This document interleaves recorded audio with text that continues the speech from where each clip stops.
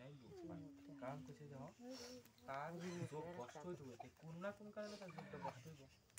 বুঝছো না তোমার যে যোগটা যে তুমি করবা কোন না কোন কারণে কষ্ট হইব তাহলে তুমি একটা সংসারের দিকে তোমার মায়া গেছে বা তোমার অন্য একটা ড্যান্ডিকে গেছে তোমার বাড়ি ছাগল ফেলাই দিয়েছো লাগে ছাগল গুছায় না বাবা একটা তোমার বাড়ি গরু ফেলাই দিয়েছো গরুটা কেন ফেলাই না একটা এমন চিন্তাটা থাকতে হইতো ভগবান কৃষ্ণ কাছে এই মহাপুরুষ গান ও কর্ম উভয় পথভ্রষ্ট হইয়া লোক পায় হে কৃষ্ণ আমার এই সন্দেহকে অস্বীকার তুমি পারো ভিন্ন আমার এই সন্দেহ কেহ দূর করিতে পারে না শ্রী ভগবান কইলেন হে যদি ইহলোকে বা পরলোকে কোথাও তাহার কোনো ক্ষতি হয় না কারণ হে বর্ষ কল্যাণ কামনা করে কখনো দুর্গতিপ্রাপ্ত হয় না ভগবান তাহার উপরে বিধান দিছে যে তোর যদি প্রশ্ন হয় ভগবানের কাছে মাপ দো চাইব প্রভু আমার কেমন দরকার আমি মানে এটা যোগটা বস্তু হয়েছে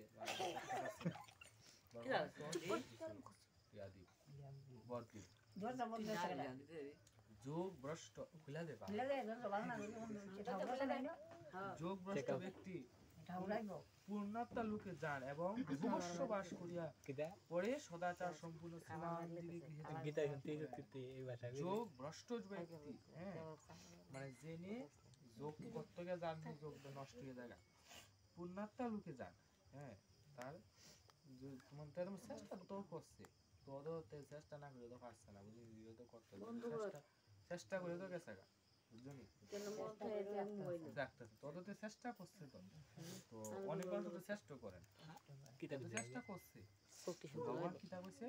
তে পূর্ণাত্মা লোকে যাইব তে পূর্ণ আত্মা জিহানো তার সামনে বইহানো যাইব ভগবান নিব তারে এবং বহু বর্ষ বাস করিয়া পূর্ণাত্মার ভিতরে বহু বছর জন্ম লইব এইটা ভিতরে যেন পূর্ণাত্মারে বাস করবো জন্ম হওয়ার পরে আবার সীমা আবার একটা মনুষ্য জন্ম দেয় তারা আবার একটা মানে যখন তো কর না বহু বছর বাস করার পরে অনেক বছর আবার এই পূর্ণাত্মার ভিতরে বহু বছর এটা বলছে বহু বছর বহু বছর বাস করিয়া পরে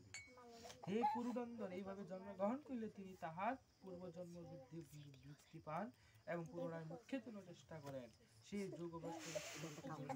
না করলেও পূর্বজন্ম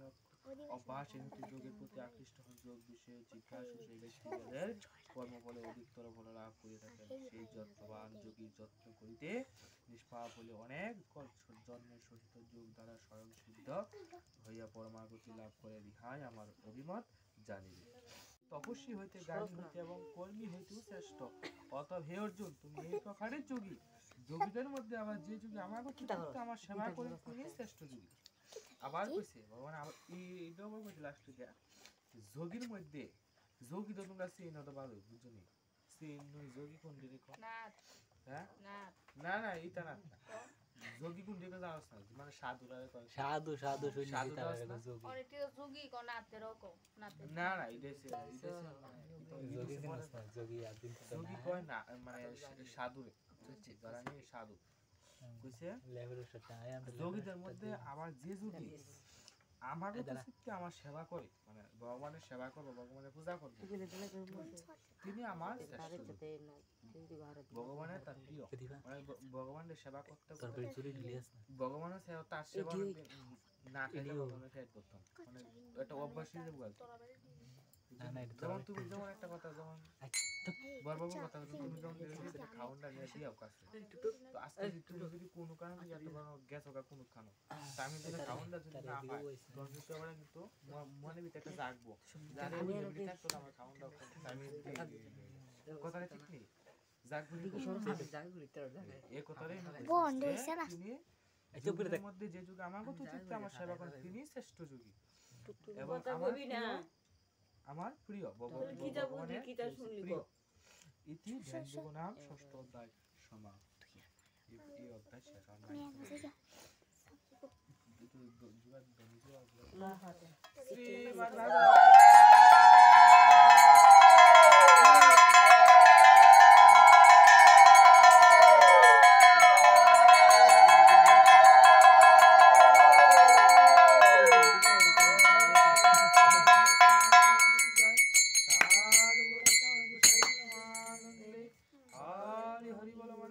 হরি বলো এটা সত্যি মাত্র এটা থেকে তোরে ওঠে গোবিন্দে করলে এটা সীতা আটকা লাগতে সীতা যে সীতা কাছে ভিক্ষা করতে হয় গীতা করে বলে না জমিন তো ওই এত পুত্তা ফলো না বাপ দশ দুশ দেখছিস তা মরিনা বেটা একটা ইহান একটা আছে এত দিন ঘুমাই সারা দিন আমরা একটা ফুটতাম তো উঠতেছে আমার কালে কিরমিরি করতেছে কোন সময় দেরা চুপচাপ আছে ঘুমাইছিস গো চুপচাপ ঘুমাই থাক না গিটার খুললে পাও আর আইসা কাল লোকে গিটার না ফেসরে সেটা লাগে তোর মাকো ওই আমরা জানি যে ওই দিবা কারা বড় আমরা তুই কি কইতে তো এই দেই দেই আবার এটা আগুনটা খারাপ না চুপচাপ চেষ্টা আছে আমি তো ভালো গীতা মাহাত্ম নিচে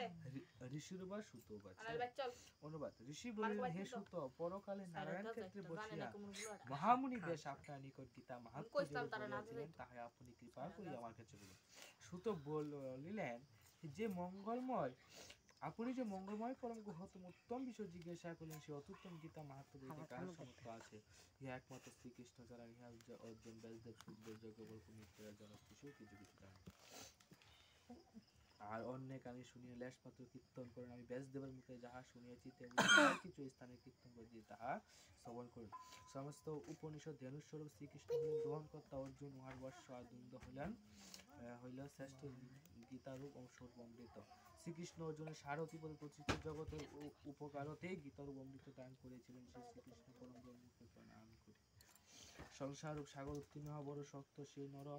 ইচ্ছা করেন তিনি গীতারূপ নৌকা লইয়া অনায়াসে পার হতে যে বড় ব্যক্তি গীতা জ্ঞান প্রাপ্ত না হইয়া মুখ্য লাভে ইচ্ছা করলে সে বালকে নিয়ে আসন সবাই একটু মোটামুটি জানি যারা আগে শুনছো বলে কয়েকজন আছে নতুন তারা একটু পুনঃ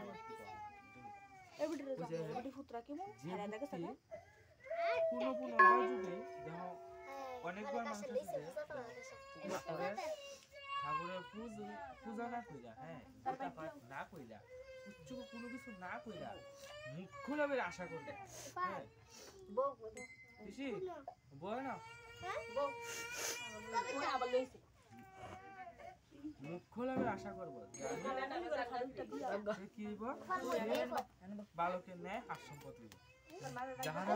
দিবানিশি গীতা পাঠ শ্রবণ করে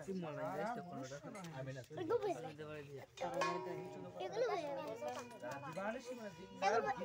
গীতা পাঠ পাঠ করতে সেই গাইস গীতা গানকে অবলম্বন করে গান শাস্ত্রের সগুণ নিগুণ ব্রহ্ম তত্ত্ব গান করেছিলেন গীতা অষ্টাদশ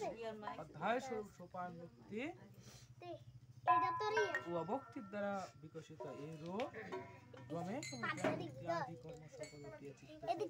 সাধু ব্যক্তি গীতার পবিত্র জলাশয়ে স্নান করলে সাধু ব্যক্তি গীতার পবিত্র জলাশয়ে